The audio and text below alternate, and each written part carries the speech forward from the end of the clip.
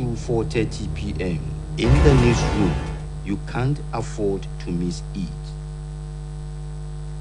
We are sorry about that.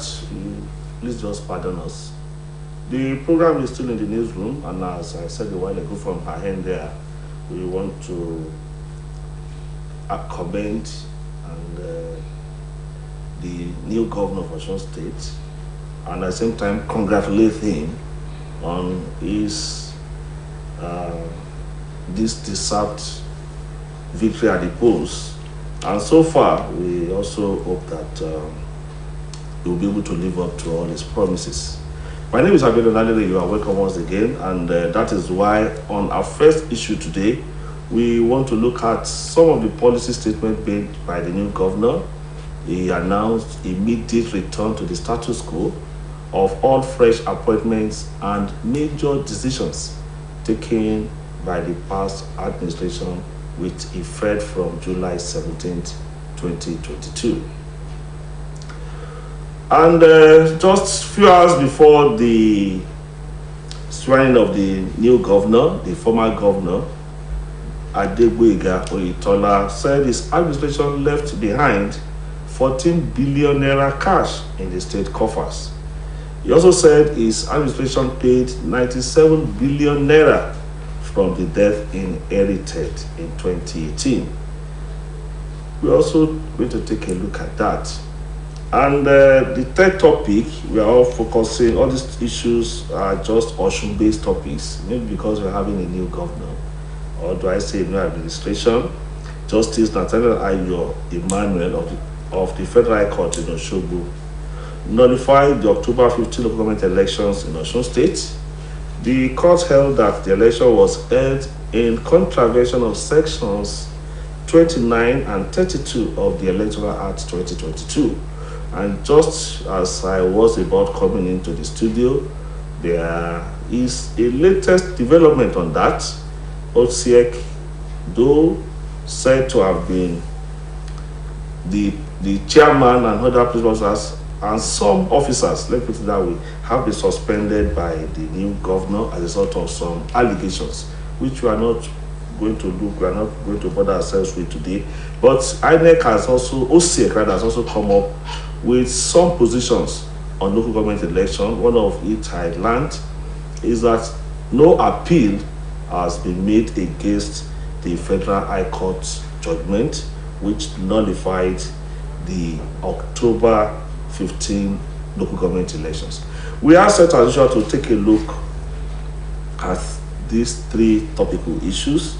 And with me, I have Ritala Agbola. You are welcome. Thank you for having me. It's always a pleasure being here every Friday, Monday afternoon. We also have Sheyi Adele. You're also welcome, Sheyi. Thanks for having me. Good afternoon, viewers at home. This is the first time we'll be pairing together. Let me put it that way. Yeah, I think my days is it's always Thursday. Okay. So, okay, no problem. Now, let's go straight to business. Let me start with you, Ritala Agbola. The new governor, but just before now, while he was still governor-elect, had also threatened, warned to take certain decisions as soon as he takes over as the governor. And like the permanent secretaries, 30 of them that were appointed, the twilight of the administration of Adegboyega Oyetola, the appointments, various appointments, some said 12,000, some are saying 15, some are saying 8.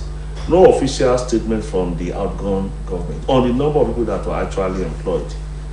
And here we are now. These appointments have been reversed. Were you expecting this? Yes, thank you. Once again, let me congratulate the newly inaugurated governor, Ademola, His Excellency Senator Ademola Adeleke. And it's my prayer that it will usher in new developments in the state. Now, having said that, let me get back to your question. Nigerians, I don't know. I think we want everything to be codified. That's to be in black and white.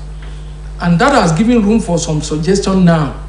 that there should be a transition act, a law guiding transition. That is, if a sitting government loses election, then there are certain things he can do and certain things he cannot do. Now, ordinarily, this should be a phase. What I mean is, of course, since the government has not ended, he has to take certain actions. But if the transition act or transition law, but must we make everything a law? that is the point. That is the point. Oh, look, I believe that ordinarily there was no reason on earth why the outgoing government now, and this one should not have sit down, realize, check out certain things, but it never happened. But that's why I said maybe because we want everything, even ordinary things we should do seamlessly, is now turning into something else. So now to answer your question, after July 16, the result was announced a day after, July 17. There are some major and fundamental policies that have been made. And observers or discernible minds now look at it and say, look, even look at the appointment of permanent secretaries, for example. In the whole life of the outgone government, permanent secretaries were not appointed, but rather we had coordinating directors. For teaching, I give it to them, because for teaching appointments that came on board, the government promised to engage about 2,500. Initially employed 1,000, then they later added 1,500. I mean, it has been said. The local government election, so that too, the government had initially said there were no funds to prosecute the election, only for the government to now renege on it and then decide to conduct the election, which has now been nullified.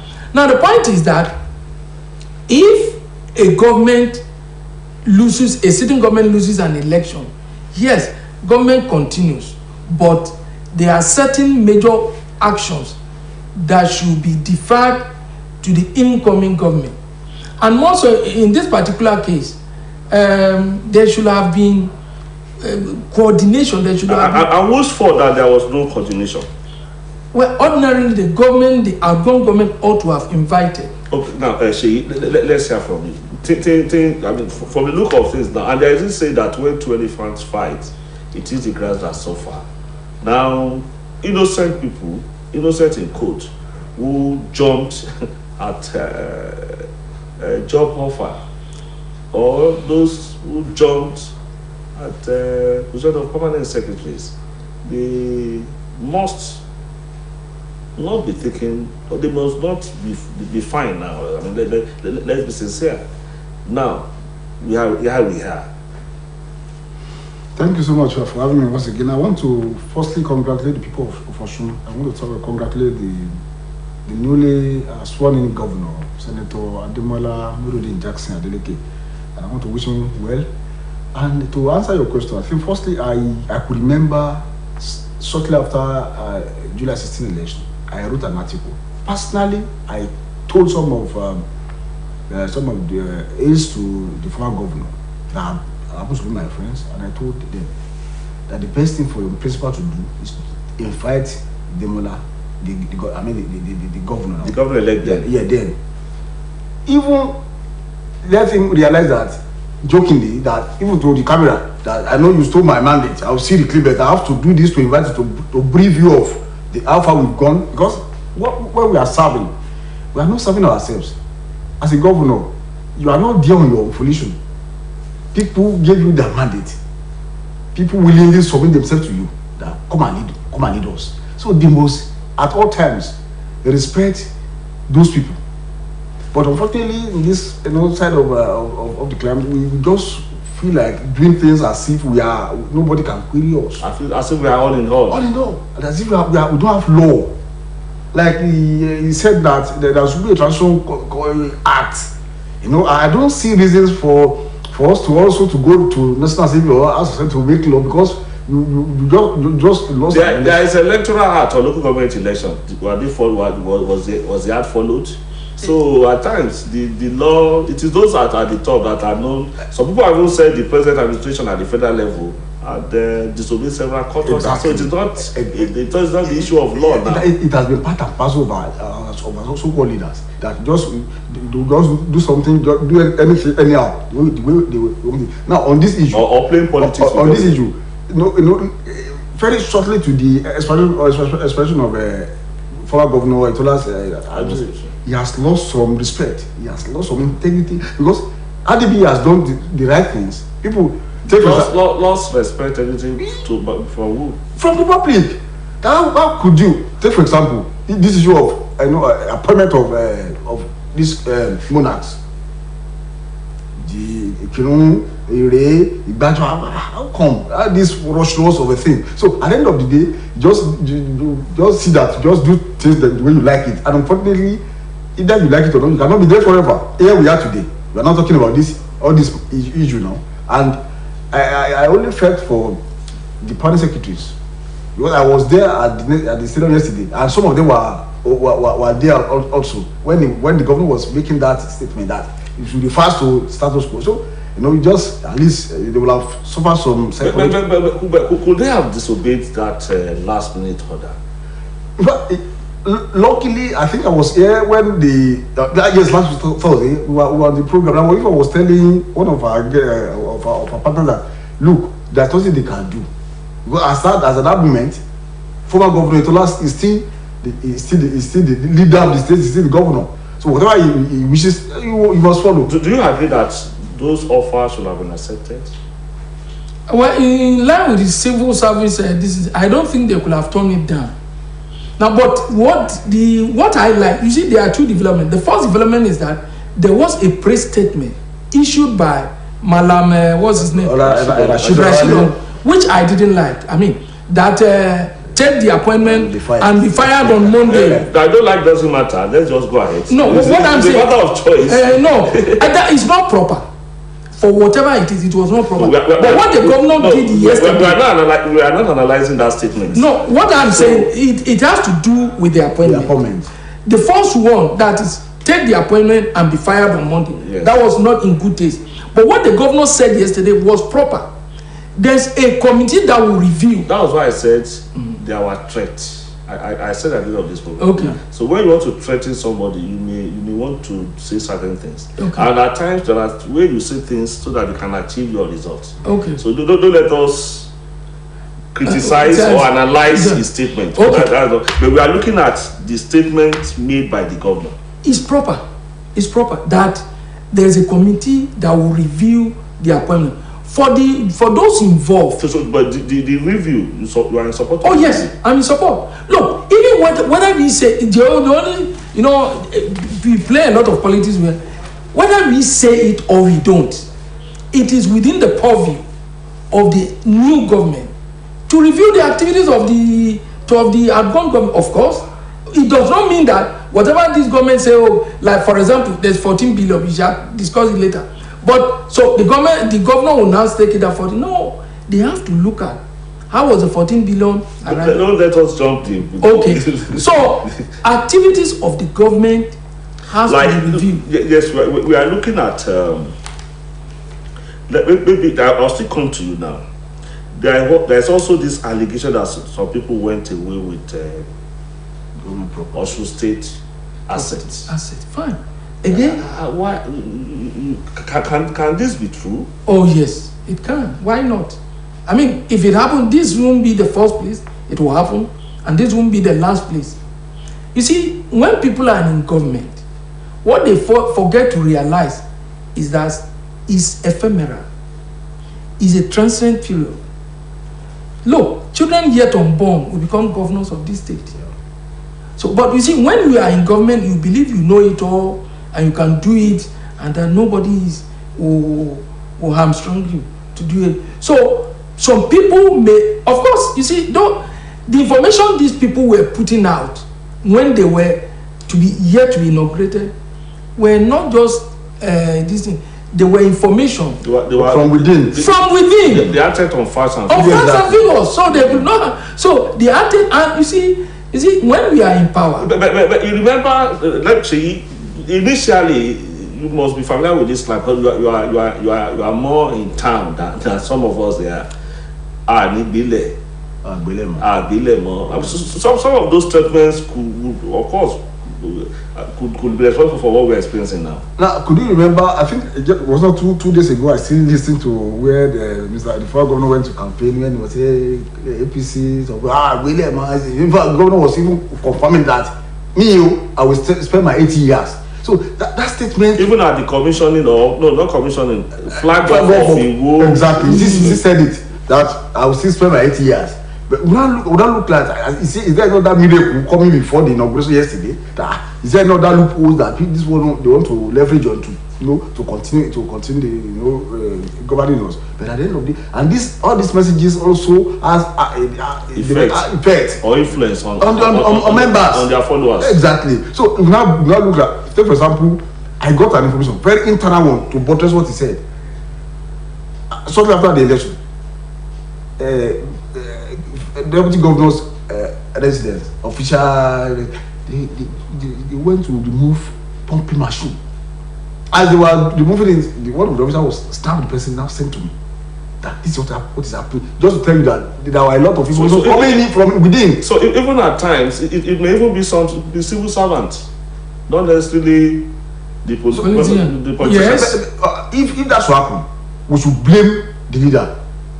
We should blame those, because if you as a leader, if you are firm, if you are principled, if you are known for something, it's very difficult for you, for your followers to, or for your workers or staff to do otherwise. So, and when we now see even the body language, very sorry, the body language of former governor towards the end of it, call this person, sit him down, tell him where we are going. Now, a lot of executive orders have been rolled out now. The policies of the Akino and Wolf Ibajo have been taken over by security operatives in line with the executive orders signed by the government. Why did we get? How did we get here? You see, it's impunity. If you do things the way it ought to be done, and we believe that the position we are is temporary, there are certain things we have to restrain ourselves. But that brings me to the issue of the governor saying it is coming back. Yes, we'll come to the governor. I don't want us to. Let's look at this issue now. Since we are discussing Oyetola address. Yes. Let's look at ourselves too, so that we don't just. No, the question you ask now is the policies that have been taken over. Yes. And that's what I'm saying now. Now, when it is impunity, in the first instance, you realize what happened at Ikenu. There had not been much hula baloo at Igbajo or other places, but maybe the government felt that let him take it with one fell swoop, so that security should guide the place. This government too will not be happy when some people, for example in Ikenu, the palace, there was arson in the palace, somebody lost his life. The new government will not be happy for such things to happen. And even the new government will not want to pursue litigations that will why should we waste our time and defending what you have done? You never carried us along. So let the police, security agencies take over the palaces. We definitely have not seen the last. There are so many things that are still very much likely to be upturned now that panels have been set up.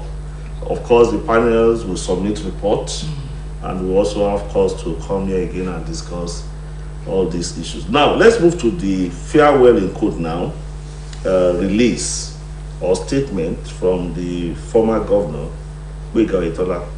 He said his government left behind 14 billion naira cash. See, that must be a huge amount. Very, very huge. But like I said, unfortunately, the former governor, Alhaji Oyetola, made some errors. As we speak, if you ask me now, I will say that money is an audio money. Because had it been, he has done the needful by inviting the governor-elect today to give an update of where we are coming from, where we are heading to. if not coming out with this statement or with this farewell message, at least we still take it, because I want to believe after I might have.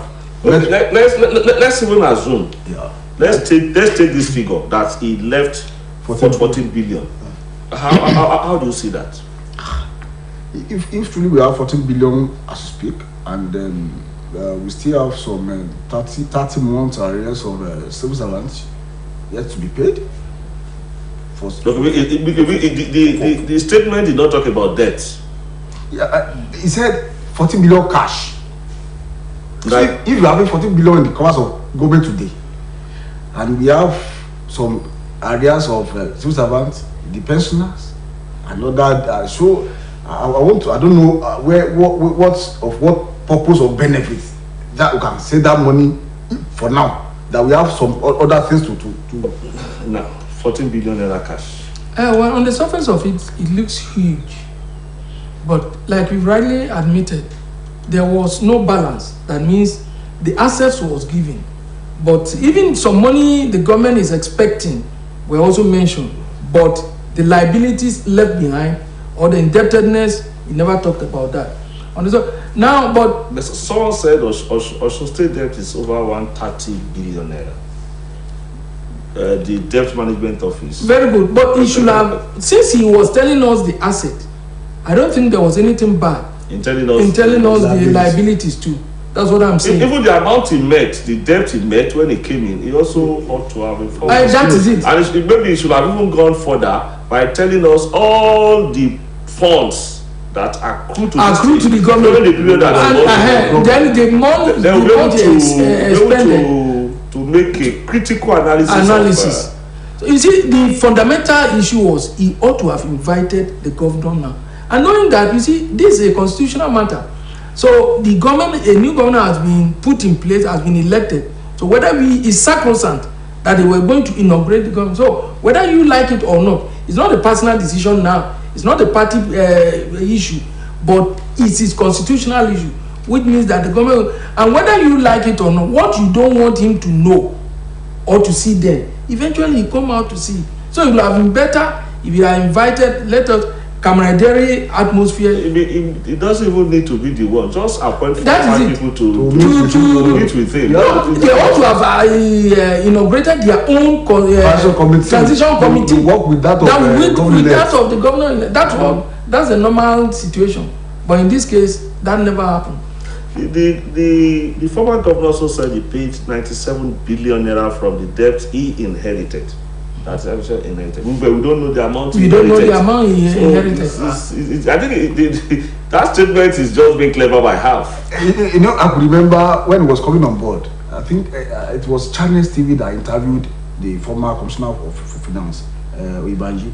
If I could remember, Chamberlain was asking him, Commissioner, can you tell us in figure the debt profile? Yeah, he was just trying to dodge that question. He didn't tell Chamberlain the actual debt of Osun, and I don't know why. If you are borrowing on my behalf, I see no reason why you cannot tell me, okay, this is what I have borrowed on your behalf, and this is how we spend it so far. Because in as much this money, it's not your own money; it is the money of the generality of Osun. You said a while ago, one of you said it, that the debt hold pensioners, the 16 full month salary, 15 or 16 full month salary, even there are also some deductions from corporate society that were not refunded by this middle class administration. Nobody knew about that. Yes. And unfortunately, one thing, I said it during the era of former Governor Adebesola. As we speak to you in Osun, when we go to the ourselves, the only industry we have is the civil service. So the moment you are trying to, maybe you think you are punishing them, or you think you want to play on them, you are punishing the entire state, because it is when a civil servant receives salaries that will go to market to buy. And if it doesn't have money, it will go either by any means, you go on debt, on credit. So you are just punishing the whole state. Okay, the former governor said the state is expecting $72 million from Ramp 3 I think it's a World Bank project. Road access mobility project. That's right. Yes, a federal as a World Bank project. They give out money to state governments so that they can construct rural roads. So to make goods from the hinterland to get into the cities. That's the whole essence. And people who are there are usually people, trusted people by the government. So they are expecting them. Of course, besides this monthly stipend or whatever it is, government do get some money. So it's part of the money he said the state is expecting, fine. But the issue is that notwithstanding, there should be proper accountability. You see, in this part of the world, we take governance as a personal property. Otherwise, if there's transparency, honesty, and accountability, and it's not shrouded in any secrecy, public, if ordinarily, within Freedom of Information Act, you'll be able to go into a government official and ask, how much have you collected so far? How much we have expended? But in reality, there's nothing like secret. What is secret today is, to me, is a temporary thing. So after some time, it will be made there. Is there secrecy in government? Even in life, what is secret? What I think is secret is what you know within you that you have not exposed to another person. But if another person gets to know about it, it's no longer secret. Now, because we so many things, as I said a while ago, will still be unfolded. Yes. I know there will also be issues about the university relation, because the workers there know there are even issues already. Don't let me say there will be issues. And we also know that apart from the appointment, we also have contracts. We have the former governor said in his speech that there are a lot of construction work ongoing. Would it not have been better if all these things have been properly documented and presented to the people of Osbc State? Even not to the new government, to the people of Osbc State. They have a duty to know. Oh yes, that is it. Because governance is about the people. It's not a private thing. It's about the people. So that in fact, that's the ideal situation. Before, I mean, maybe 4 or 5 days before he left, like I said last week, thank you, ladies and gentlemen, for your support for the past 4 years. During our 4 years in office, we did this. This money came in. We expended this. We are leaving behind that, and that's how it's supposed to be. Osbc State, no, Lautech Teaching Hospital. Some people will say sold to your state. We don't even know the level of your state agreed to pay certain amount to Osun. You don't even know how, or you have an idea. I don't have anyone, but I think like something happened in the administration of former governor Itola that I think this new government should learn from. You could remember during the era of Babakode, I think that there was a kind of, you see, weekly or monthly interface with Labiodo. During, I could remember that of Oyinola Open Forum, Bagediolo. Every month, I think the last Saturday of the month, people will come in live. This place will tell us, like people will come from home, and if any issue related to any ministry. So there was no interface between the people and the government. No update. Nobody. We didn't hear directly from the governor himself. He didn't talk to us. He was just sending some people to us. Release this one, release that. We did not hear from him directly. He did not tell us, okay, this issue of Lautech, very sensitive one. Okay, this is what I want to do. This is what I want to do. This is what we want to start to get. We will have informed them. He didn't. Just went ahead to negotiate with Governor Makinde of Osbc State, and yes, he can do it, being the leader. But at the same time, the people of Osun, have that right also to be aware of how the government is being run. It's not a private. It's not a private organization. It's not a private business. It's a public government. So people must know where we are going, what's on ground. Now telling us that issue of that we are still expecting some money from World Bank. I don't think saying that is as good as trying to incite people against Some people also said the Oyetola also collected some funds for some federal roads that road projects. Yes, that's also true. That were done by the state government during the Arabessola. And was it also confirmed? Did the government come up to tell us? During that time, I could remember. I think the media assistant to former governor Arabessola Fasure issued some statement. It was the one that was exposed because they were kind of trying to cover it up by this former government of Oyetola before issued that statement that no, this has been collected, this has been paid. When they now come now, it is just 20% of the money they've received is 30%. It still borders on the fact that the former governor, the government did not intervene with the people. Had it been that platform, you would have been told that this is where we are, this is what we've gone to. Like I was saying, the issue of mentioning some money coming from the World Bank. To me, I want to see as kind of telling people that it's like also Ashiri. Excuses. When he was there, when he failed to also to have updated the people. So to me, it's just playing upon the former governor also talked about some money, some funds, like 3 billion naira monthly for a period of 6 months during COVID-19. Yeah. Some of us are just hearing about this. All these things could have been avoided if they had come up openly to tell us what indeed really transpired. And because that was not done, it gives room for speculation and whatnot. So, let's look at the press statement. My dear good people of Osun, as I stepped aside today, following the conclusion of the 4-year tenure you freely gave me, as I stepped aside today. I know you how would you describe that opening paragraph? Well, it connotes maybe voluntary something, but we all know that sort of willingly voluntary something, but we all know that it was due to.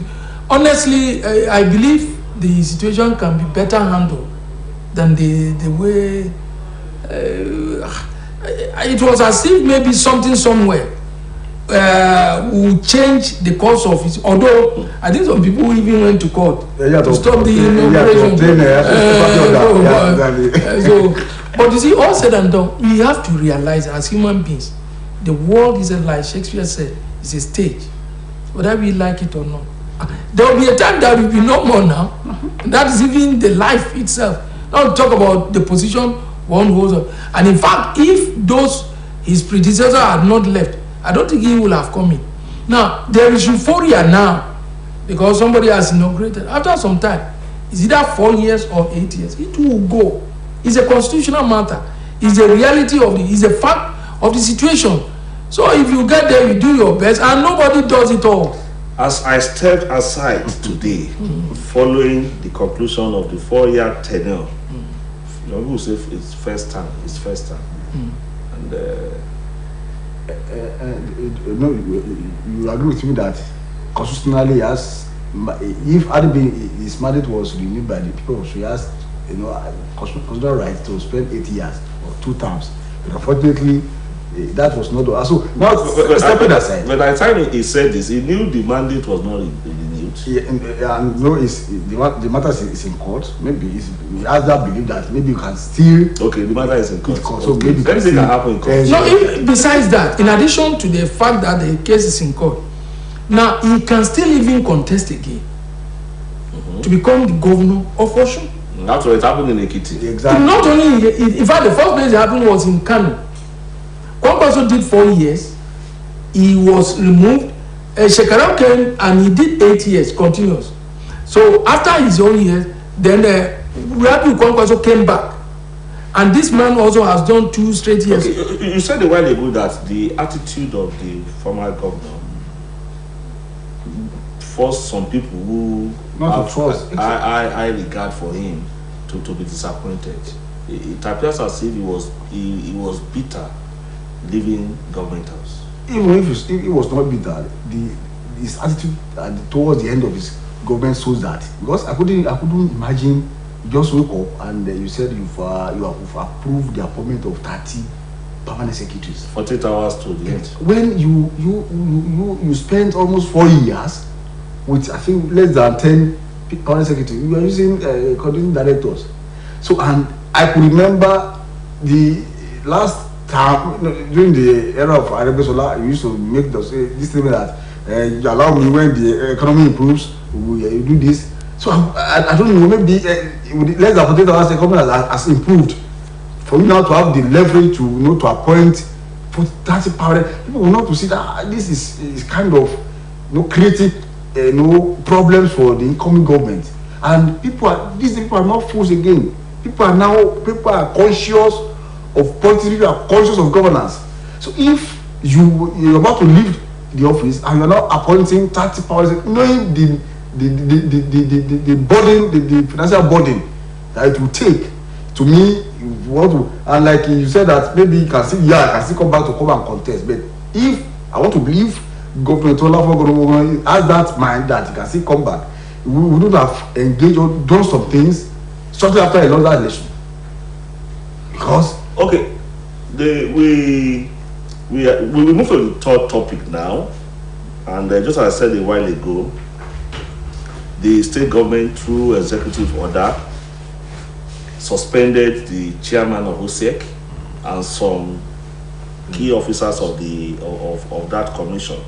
And just few minutes before we move into the studio, we got a statement that was signed by Adedapo Ayodeji Adejumo, Executive Secretary of OSEC, the officer whom the executive order asked to take over the affairs of OSEC. And the statement says that in view of the Osun State, in view of that, the decision of the commission is coming against the backdrop. Let me start from the beginning. Consequent upon the judgment of the Federal High Court sitting in Osogbo in case also involving PDP versus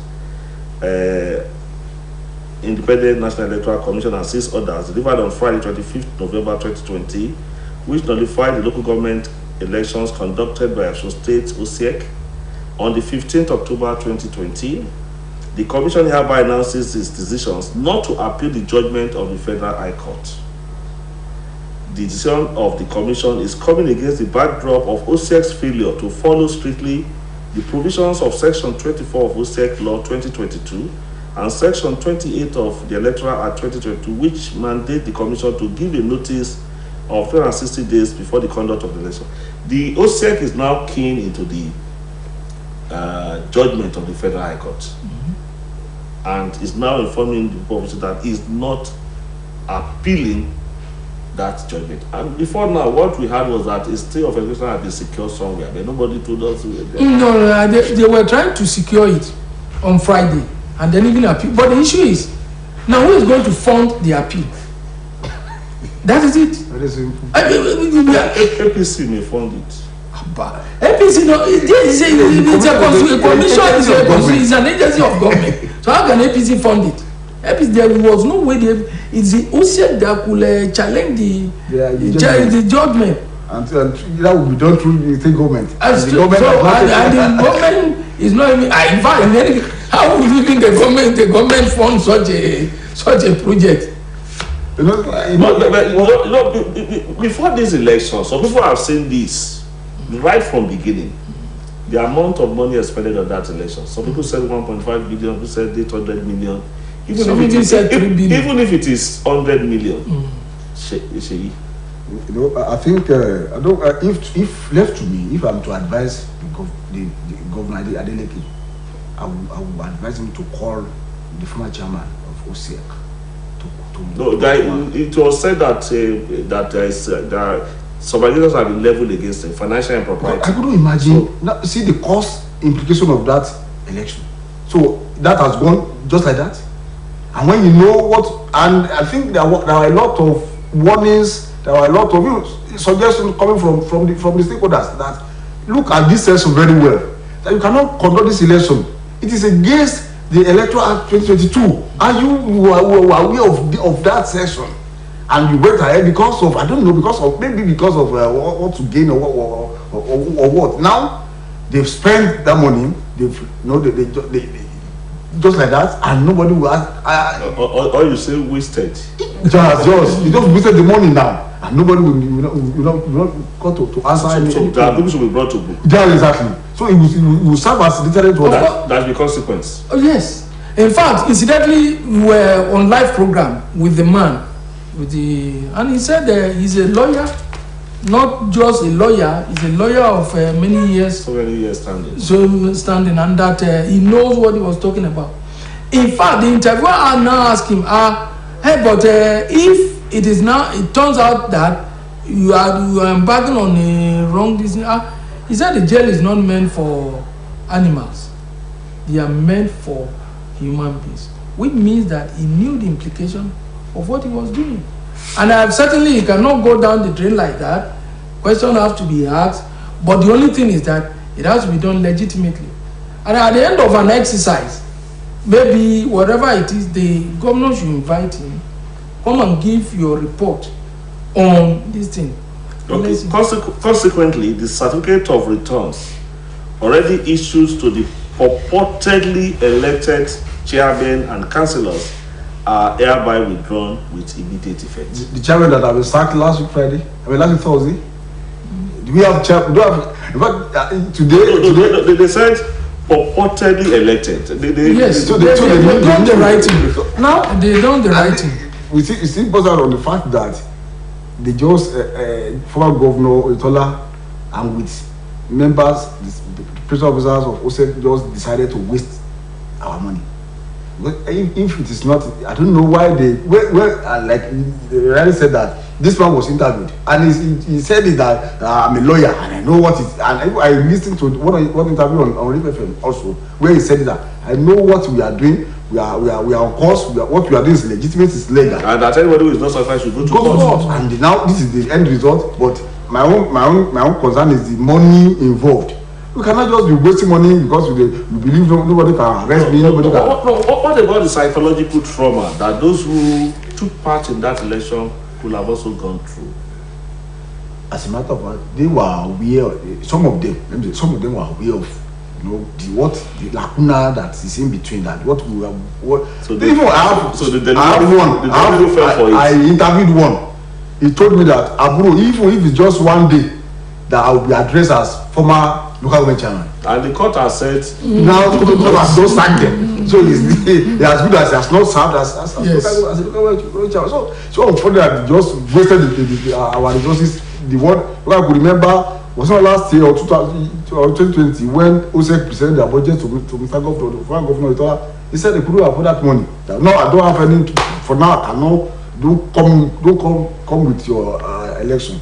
That maybe there was no money then. There was money. So now, if we had that money when they did that this October, but when he was aware that he has lost his own election, there's no reason for him to went ahead with that election. And as a matter of fact, the chairman, the chairman, has that this right also. Even if the governor insisted that the election must be conducted, and what you are sitting on is illegal. It should have advice. Even if he insists, then he can resign. Although in this part of the world, people don't resign. But with the turn of events now, he has been suspended now for alleged fraudulent. I want to believe. This afternoon, I just left Aberina where they had the interdenominational prayer for the governor said. He said, he said, let me say in Yoruba. He said it. He said, you are seeing me dancing. I'm a very tough person. So that's something that I will not take. No, as a governor, you have to be firm. He said, I'm very firm. So now, and what part of what is now coming out? The executive order, all these are just to tell us that he want to, and he said he's ready to serve, and he loves people also, and will serve them. That he has good intention for them. I will just pray that God will help him to fulfill what he has promised. Now, the area of contention, even before that election, were sections 29, which spelled out 180 days before the day of election, in line with the Electoral Act 2022, and section 32, that the commission shall at least, within 150 days, the commission shall at least 150 days before the day of election publish or display details.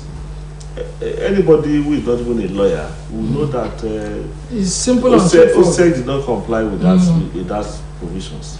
And OSEC now coming up after that huge amount had been expended on the election to realize that the commission failed to meet these sections when so many people call their attention to it. Is it not a question of someone being power drunk?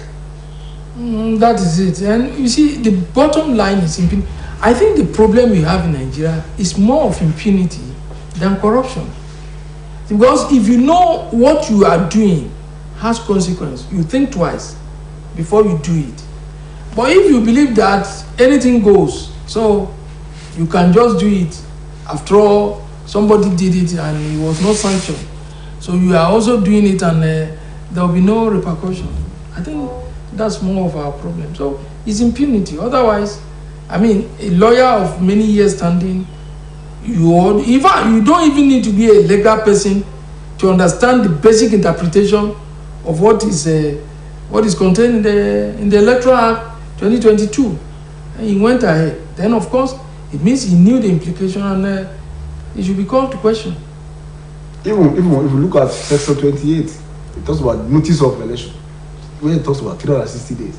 And this very simple, unambiguous statement that people you don't need to, like I said, don't need to be a lawyer to understand what this section is talking about. That 360 days we must have notified that this is when we want to have an election. And I'm aware that during that time they were leveraging on a particular act of a system as of assembly for the OSEC, which to them also they forget to realize that any law that is inconsistent with the federal. We declare non and void. So we cannot just operate in isolation. Let's look at the press statement released from the Secretary to Osun State Government now, Honorable Teslim Igbalaye, on OSEC. The Executive Governor of Osun State, Senator Ademola Jackson Nurudeen Adeleke, has directed the immediate suspension of the chairman of the Osun State Independent Electoral Commission OSEC, Mr. Segun Oladitan, and the following members of the commission. 1. Mr. Yusuf Oyediran. 2. Alhaja Swibat Adubi. 3. Prince Yinka Ajiboye. 4. Mrs. Abosede Omibeku. 5. Mr. Doshu Gidigbi. 6. Mr. Wahab Adewoyin.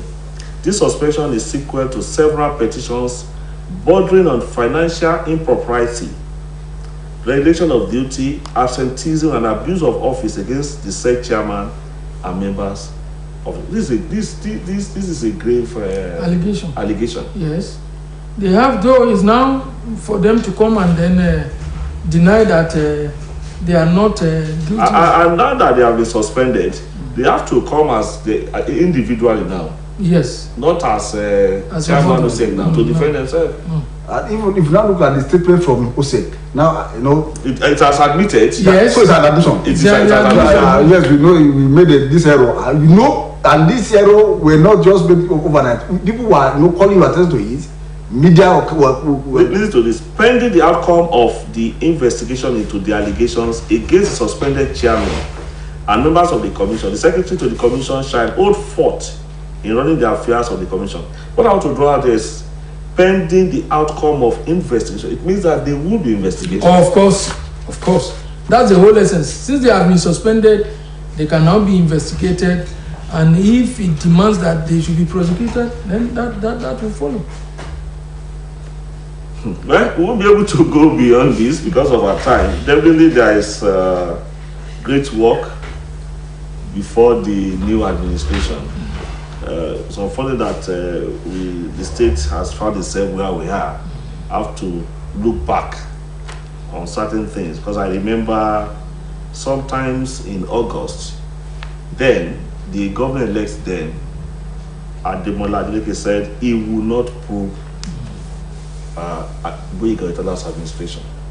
But unfortunately, some of the steps taken in the true light of that government must have, let me use that word, forced the government to look back. Well, that's a lesson for everybody. You are there today, somebody will be there tomorrow. That is it. Tomorrow too, somebody will have to also check the record of this present. Yes, that's why we must do what is right, so that we be able to stand tall, that we have done our bit with utmost respect for the rule of law and the interest of the people of Osun State. Let me thank Mr. Lagbola for his contribution. Yeah, thank you for having me. And Sheyi Adenitu for your time and contribution. My pleasure to be here. In the newsroom, we'll be back tomorrow. My name is Abiodun Lalide. We'll see you some other time. Bye-bye.